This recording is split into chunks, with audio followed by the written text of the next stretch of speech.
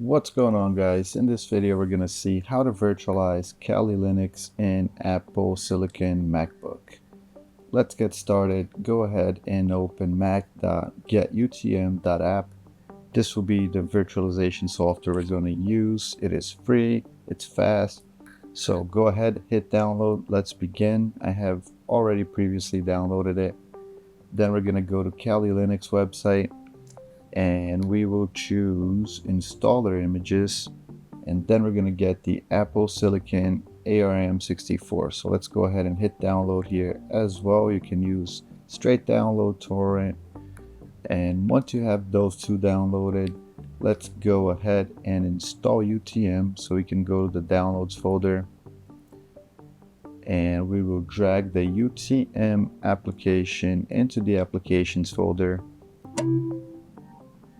Close that, close this, and then you can press the command and the space bar to open the spotlight search. If you type UTM, you should now see it installed.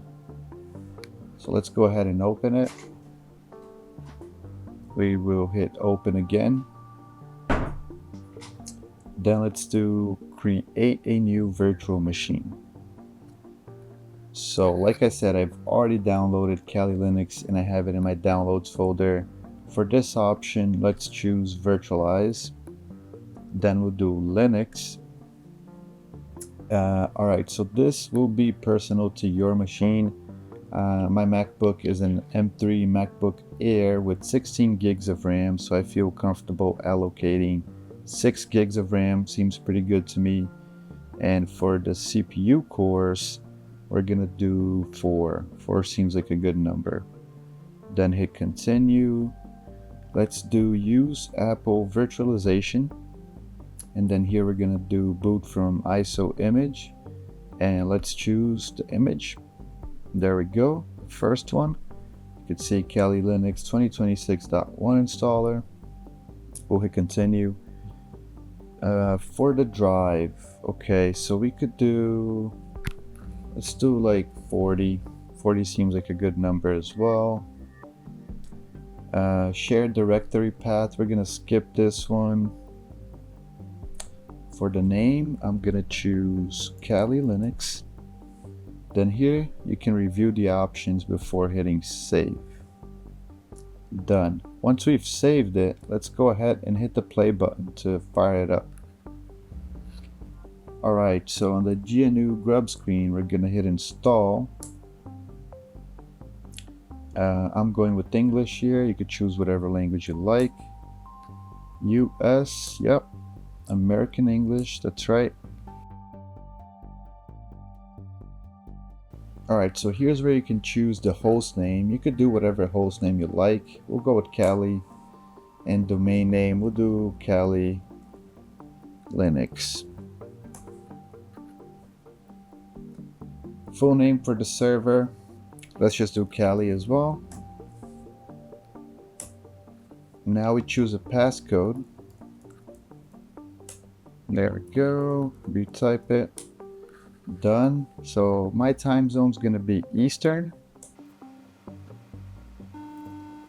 Alright, for departitioning, I'm going to go ahead and use guided use entire disk.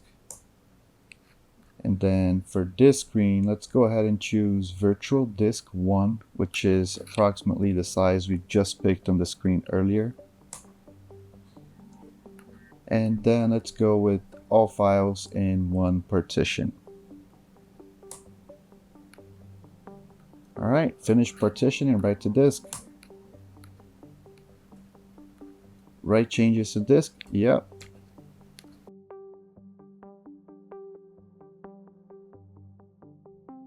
Alright, we made it to the software selection screen. I'm gonna go ahead and choose all of these, and then we'll hit tab, continue.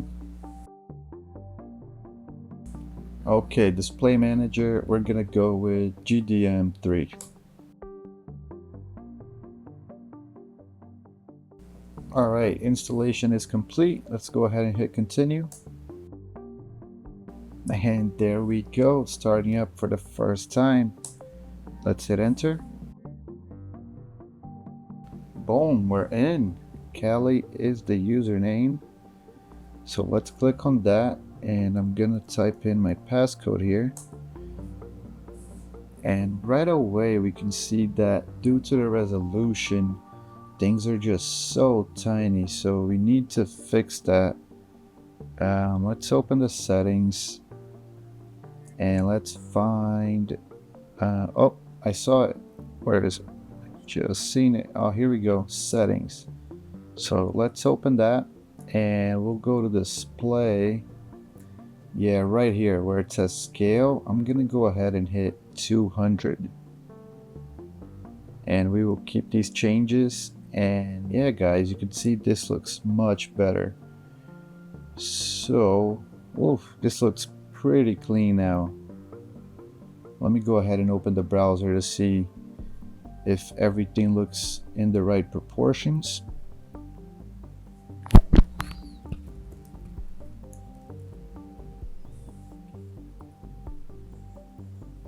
Alright, internet is on. It looks like everything is running smooth.